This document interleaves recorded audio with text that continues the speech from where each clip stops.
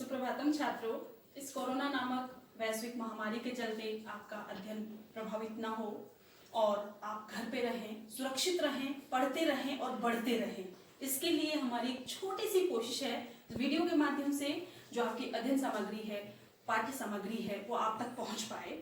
तो देखिए, आज हम कक्षा 12वीं का हिंदी का पहला जो पाठ है आत्म परिचय, उसको पढ़ने जा रहे हैं। तो देखिए, डॉक्टर बच्चन जी, हरिवंश राय बच्चन जी, आपने भारतीय सिनेमा के बिग बी अमिताभ बच्चन जी का नाम तो सुना ही होगा, तो उनके ये पिताजी हैं। तो देखिए, इनकी जो कविता है आत्म परिचय, तो आत्म परिचय का तात्पर्य क्या होता है, नाम से ही पता चल रहा है। आत्म यानी स्वयं का परिचय, अपना परिचय दे रहे हैं कवि पाठकों के समक्ष। क्या परिचय दे रहे हैं कि जो दुनिया है, जो संसार है, उसके साथ मेरा नाता कैसा है। प्रीति और कलह का नाता है, प्रेम और झगड़े का, कहाँ पे मुझे कौन सी बातें बुरी लगती हैं, कौन सी बातें मुझे अच्छी लगती हैं, चाहे मुझे बहुत सारी बातें गंदी भी लगती हों, खराब भी लगती हों, लेकिन उसके पश्चात भी रहना तो दुनिया में ही है ना। आप लोगों को भी, हमें भी कई चीजें ऐसी होती हैं जो खराब लगती हैं, जो हमारे अनुकूल नहीं होती हैं। हमें वो लगता है कई बार कि हमें छोड़ के चले जाना चाहिए, लेकिन ऐसा हम कर नहीं सकते हैं। क्यों? क्योंकि हमें लास्ट में रहना तो इसी दुनिया में है। तो देखिए, ऐसा ही कुछ यहाँ पे बच्चन जी भी कह रहे हैं। तो हम शुरू करते हैं उनकी जो कविता है आत्म परिचय। मैं जग जीवन का भार लिए फिरता हूँ, फिर भी जीवन में प्यार लिए फिरता हूँ। कर दिया किसी ने झंकृत जिनको छूकर, मैं सांसों के दो तार लिए फिरता हूँ। क्या कह रहे हैं कि मैं जग जीवन का भार लिए फिरता हूँ, फिर भी जीवन में प्यार लिए फिरता हूँ। कर दिया किसी ने झंकृत जिनको छूकर, मैं सांसों के दो तार लिए फिरता हूँ। आगे कहते हैं, मैं स्नेह सुरा का पान किया करता हूँ, मैं स्नेह सुरा का पान किया करता हूँ। मैं कभी न जग का ध्यान किया करता हूँ। जग पूछ रहा उनको जो जग की गाते, जग पूछ रहा उनको जो जग की गाते, इस पर ध्यान दीजिएगा। मैं अपने मन का गान किया करता हूँ। तो देखिए, आपको इस कविता को केवल समझना नहीं है, समझ करके आप इसके जो प्रश्नोत्तर हैं, जो इसका शिल्प सौंदर्य है, उसको भी आप उसका भी अवबोधन कर पाएं, उसको बता पाएं, लिख पाएं, तो ये सार्थक होगा। तो देखिए, सर्वप्रथम कवि कहते हैं कि मैं, अब ये देखिए, ये मैं कौन है। यहाँ पे निश्चित तौर पे कवि जब आत्म परिचय दे रहे हैं, अपना परिचय दे रहे हैं, तो वो मैं निश्चित तौर पे कवि है, न मैं हूँ न आप हैं, बल्कि कवि बच्चन जी हैं। तो कहते हैं कि मैं जग जीवन का भार लिए फिरता हूँ। अब ये क्या कह रहे हैं कवि, जब ध्यान दीजिएगा, जग जीवन का, जग मतलब संसार, इस संसार में जो मैं जीवन जी रहा हूँ उसका भार में लिए फिरता हूँ। भार क्या है? अब देखिए, आप भी कई बार बोलते हैं, अरे भाई आज मैं बड़ा तनाव में हूँ। क्यों? तनाव क्या चीज है? क्या चीज तनाव है? इस संसार में कई चीजें ऐसी होती हैं जो हमारे अनुकूल नहीं होती हैं, चाहे वो रिश्तेदारी है, चाहे वो कोई जिम्मेदारी है, या चाहे वो ऐसी कोई परंपरा है जिसको हम नहीं निभाना चाहते हैं। तो ये हमारे लिए क्या बन जाती हैं? ये हमारे लिए भार बन जाती हैं। तो कवि यहाँ पे उसी को भार कहता है कि मैं जगजीवन का भार लिए फिरता हूँ। जो भी रिश्तेदारी है, परंपराएं हैं, रीति रिवाज हैं, जो भी जिम्मेदारियां हैं, उनको मैं निभा रहा हूँ। अर्थात इस संसार में मैं ये सब निभाते हुए इसको अपने साथ लिए फिरता हूँ। फिरने का तात्पर्य क्या है? चलना, अर्थात आगे बढ़ना, जा रहे हैं, जी रहे हैं कवि इसको लेकर के। आगे कहते हैं, फिर भी जीवन में प्यार लिए फिरता हूँ। अब देखिए, उनके अंदर कितने संतोष की भावना है।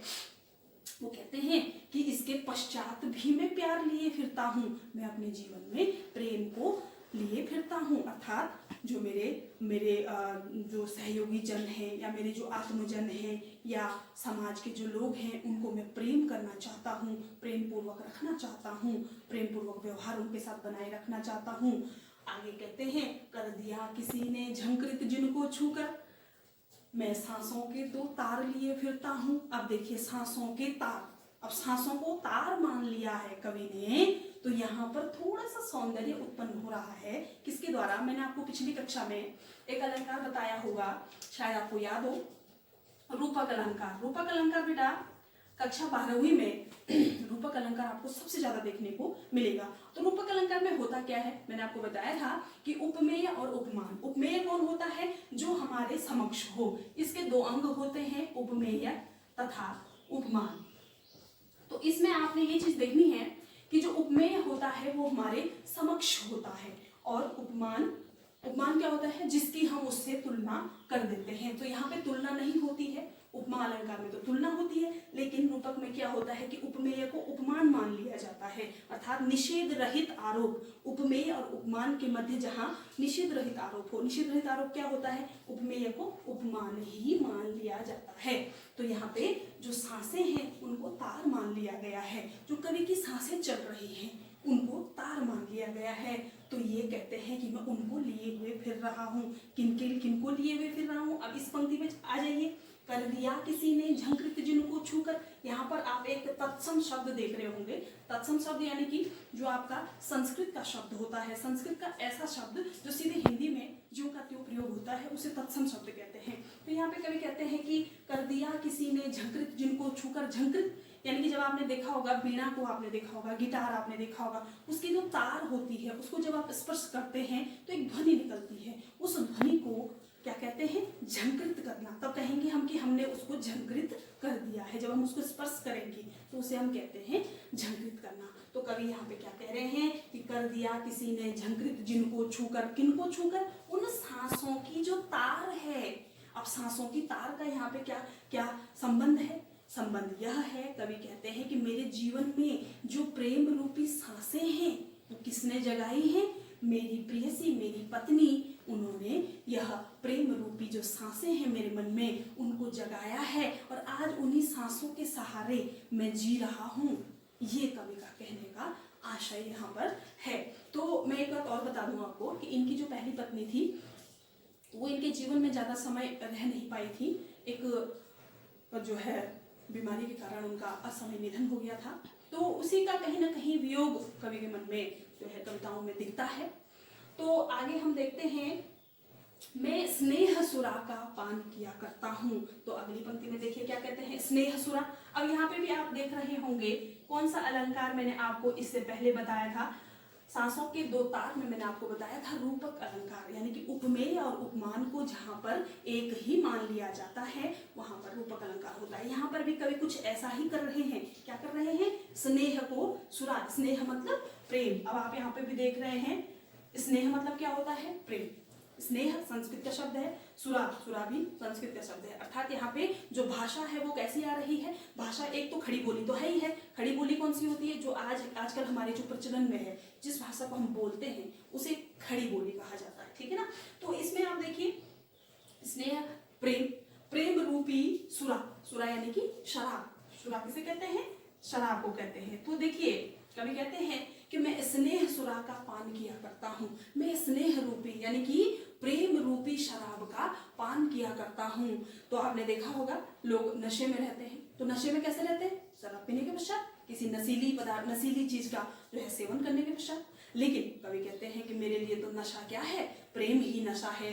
जो मेरे प्रिय द्वारा दिया गया जो प्रेम है वही मेरे लिए मादक वस्तु है, वही मेरे लिए नशा है। तो कहते हैं कि मैं प्रेम रूपी सुरा का पान किए फिरता हूँ, मैं कभी न जग का ध्यान किया करता हूँ। और कवि का जो मस्त मौला जो व्यवहार है, मस्त मौला जो स्वभाव है वो यहाँ पर सामने आ रहा है। वो कहते हैं कि मैं कभी भी इस जग का, इस संसार का कभी भी मैं क्या नहीं करता हूँ? ध्यान नहीं करता हूँ कि ये मुझे क्या कहता है, ये मेरे बारे में क्या सोचता है, मुझे इस बात से कोई फर्क नहीं पड़ता है। क्योंकि कवि अपना एक अलमस्त जो है जीवन जीता है। वो कहते हैं कि मुझे इस बात से कोई फर्क नहीं पड़ता है दुनिया मेरे बारे में क्या कहती है, क्या सोचती है। अक्सर क्या होता है कि हमें लोगों के कहने से बड़ा फर्क पड़ता है, लेकिन कवि का ऐसा मस्त मौला व्यवहार है। वो कहते हैं कि मुझे किसी के कुछ सोचने से भी कुछ भी प्रभाव नहीं पड़ता है। आगे कहते हैं, जग पूछ रहा उनको जो जग की गाते।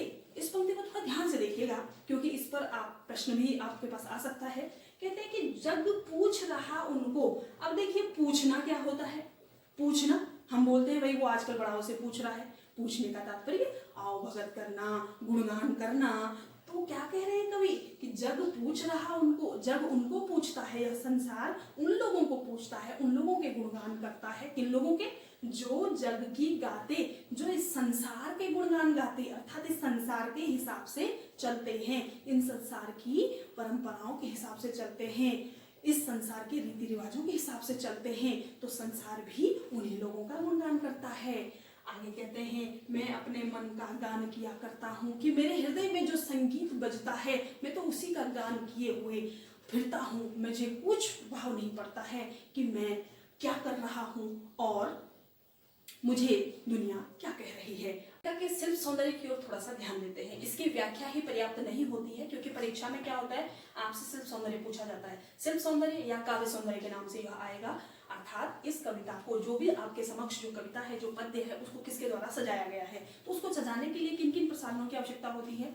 एक तो चाहिए भाषा, दूसरा चाहिए शैली, तीसरा चाहिए अलंकार, रस, छंद और भी विशेष तत्व उसमें जो कुछ मौजूद हैं वो सब आपको उसके अंतर्गत लिखने होते हैं। तो सबसे पहले देखिए, इसमें हम ढूंढते हैं अलंकार, जो कि मैंने दो तो आपको बता ही दिए, दो तो मैंने पढ़ाते पढ़ाते आपको बता दिए। एक यहाँ पर सांसों के दो तार में क्या हो जाएगा, रूपक अलंकार हो जाएगा, और स्नेह सुरा में भी रूपक अलंकार हो जाएगा। और एक चीज मैंने आपको पहले बताई थी कि आप और अलंकार हो न हो, लेकिन अनुप्रास अलंकार को ढूंढने का सदैव प्रयास करें, क्योंकि अनुप्रास अलंकार ऐसा अलंकार है जो लगभग सभी जगह होता है। तो देखिए, जब अनुप्रास अलंकार होता कहाँ पे है, जहां पर एक ही वर्ण की आवृत्ति, अर्थात एक ही वर्ण अनेक बार आए, एक से अधिक बार आए, चाहे वो 2 बार आए, 3 बार आए, 4 बार आए, कितनी बार भी आए, तो वहां पे अनुप्रास अलंकार होता है। तो देखिए, यहाँ पर आप जौ देख रहे हैं, फिर जौ देख रहे हैं, तो यहाँ पर सीधे सीधे अनुप्रास अलंकार की छटा यहाँ पर भी दिख रही है, ठीक है।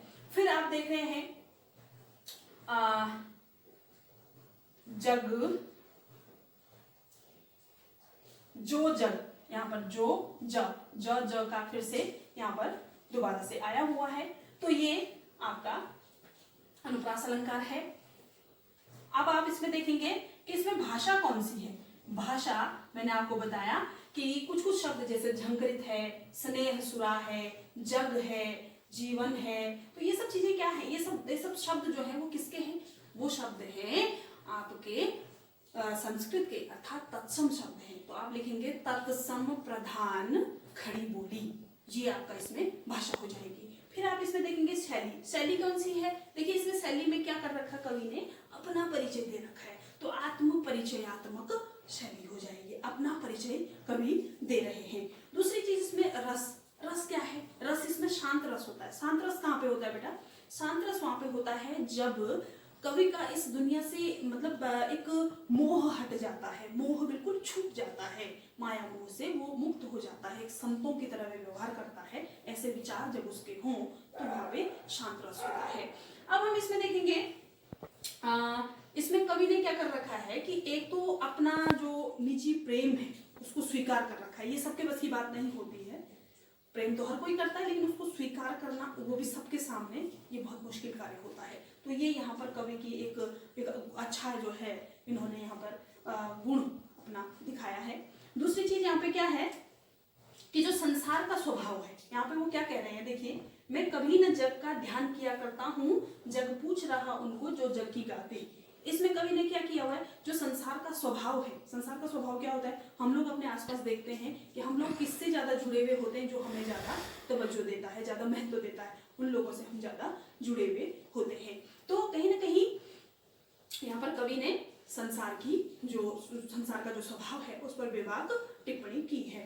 तीसरी चीज यहाँ पर क्या है कि एक आप देख रहे हैं अंत में जो है फिरता हूँ फिर या करता हूँ, इस प्रकार से एक प्रवाहमयता कवि की कविता में आ जाती है।